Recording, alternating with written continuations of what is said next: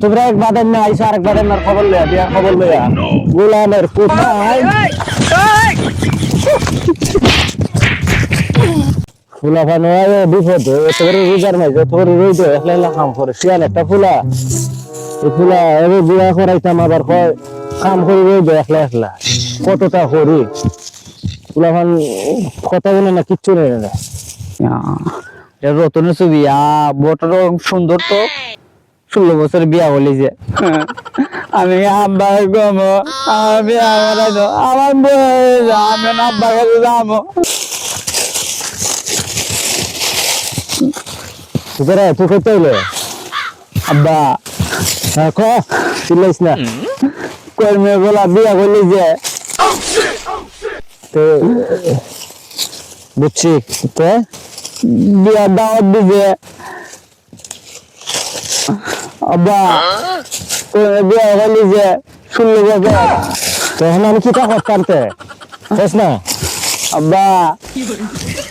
16 বছর কাজের কারণে ফুটে বিয়া হইলে যে 18 বছর আব্বা যাইবে কিন্তু না লাত্তি খাইতে যাইবে কিন্তু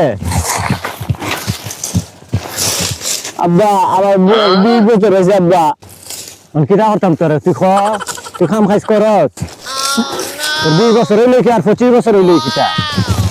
আমার বিয়ার কতটা খারো কোন যা বন্ধু বন্ধু এটা সাকিব না রে ওহো এ সাকিব ও বন্ধু দেখা বন্ধু ভালো আছো ভালো আছি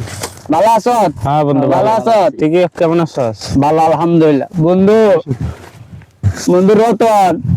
তোর আব্বা 22 বছর তোর বিয়া করাইছে আমার আব্বা আমার বিয়া দিয়ে যা বন্ধু সাকিব তোর আব্বা 16 বছর তোর বিয়া করাইছে আমার আব্বা বিয়া তো না আমারে